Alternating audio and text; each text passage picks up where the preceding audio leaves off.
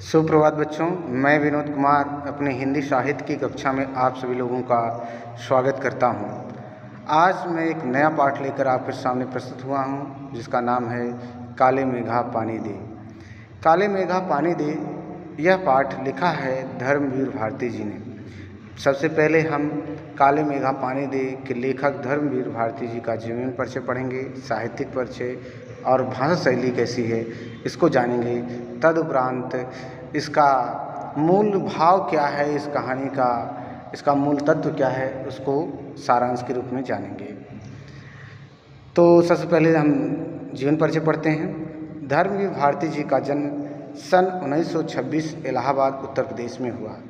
इनकी प्रमुख रचनाएं कर्णप्रिया, 7 गीत वर्ष, ठंडा लोहा कविता संग्रह है, बंद गली का आखिरी मकान कहानी संग्रह है, सूरज का 7वां घोड़ा, गुनाहों का देवता उपन्यास, अंधा युग गीत नाट्य है, पश्यंती कहानी कहनी अनकहनी, मानव मूल्य और साहित्य, ठेले पर हिमालय निबंध है।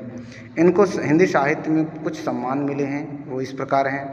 पद्मश्री, व्यास सम्मान एवं साहित्य के कई अन्य राष्ट्रीय पुरस्कार मिले हैं। इनका निधन सन 1997 ईस्वी में हो गया। इनके प्रति एक पंक्ति समर्पित है जो इस प्रकार है।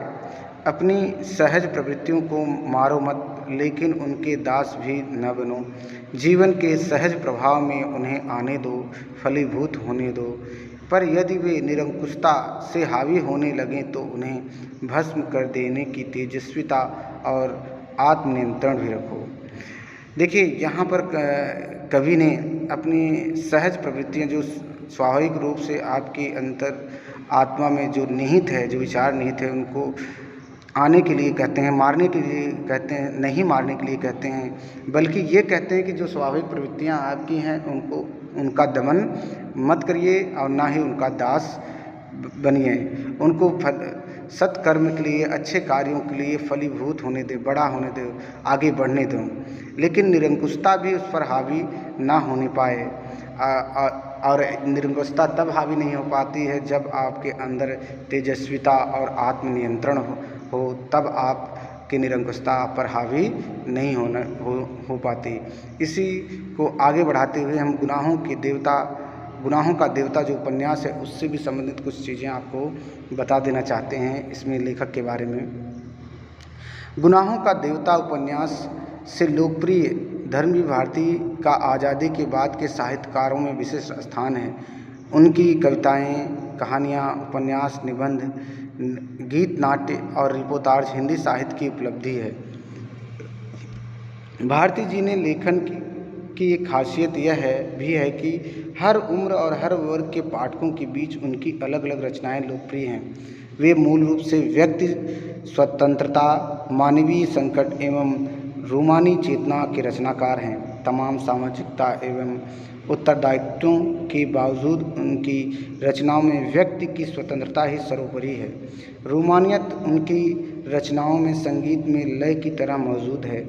उनका सर्वाधिक लोकप्रिय उपन्यास गुनाहों का देवता एक सरस और भाव प्रवण प्रेम कथा है। दूसरे लोकप्रिय उपन्यास सूरज का 7वां घोड़ा पर हिंदी फिल्म भी बन चुकी है। मतलब सूरज के 7वें घोड़े पर हिंदी फिल्म भी बन चुकी है।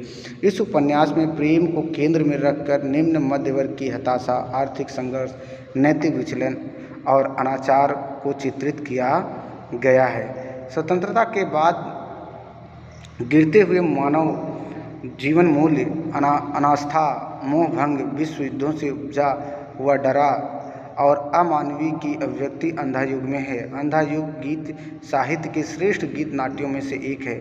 मानव मूल्य और साहित्य पुस्तक समाज सापेक्षिता को साहित्य के अनिवार्य मूल्य के रूप में विवेचित करती है। इन विधाओं के अलावा भारती जी ने निबंध और रिपोर्टाज भी लिखे हैं। इनकी ये साहित्यिक परिचय दे रहा हूँ, इसको ध्यान में समझिएगा।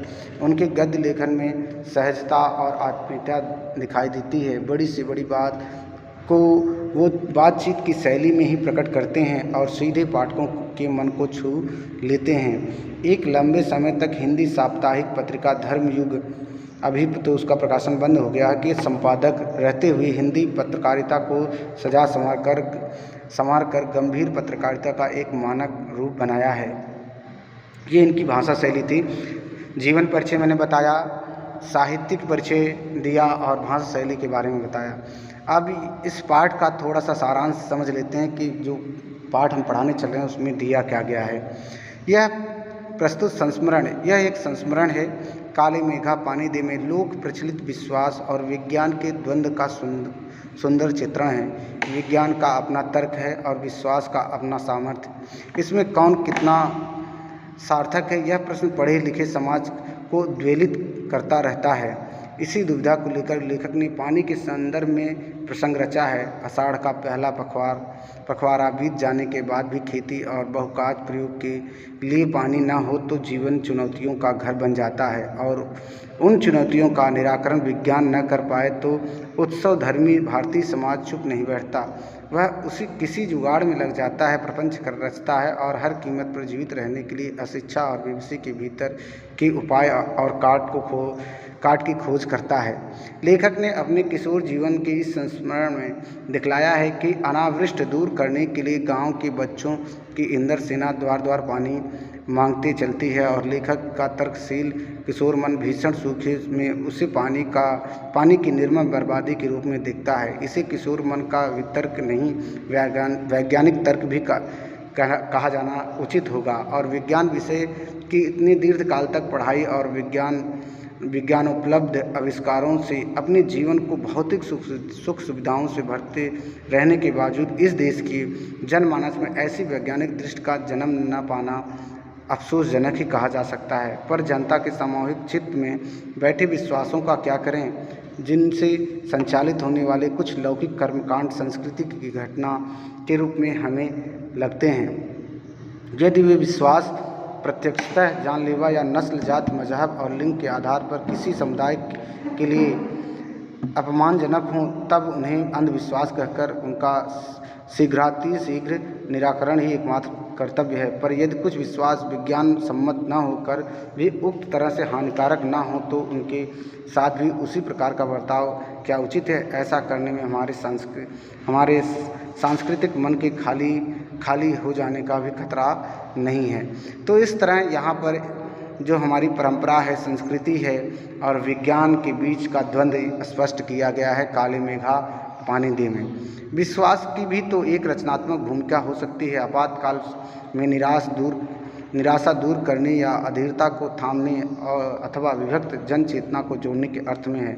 अब सवाल रह जाता है कि बारिश के लिए किए जाने वाले उक्त भोले प्रयत्न किस कोट के अंतर्गत आते हैं। लेखक ने कोई निर्णय नहीं दिया है, पर एक बात स्पष्ट है कि जीजी की संतुष्टि और अपने प्रति उनका सद्भाव बचाए रखने के लिए वह उन तमाम रीति रिवाजों का ऊपरी तौर पर ही सही अपनाने को बचपन में बाध्य बना रहता था। इससे क्या संकेत लिया जा सकता है? विज्ञान का सत्य बड़ा है या सहज प्रेम का रस, या दोनों?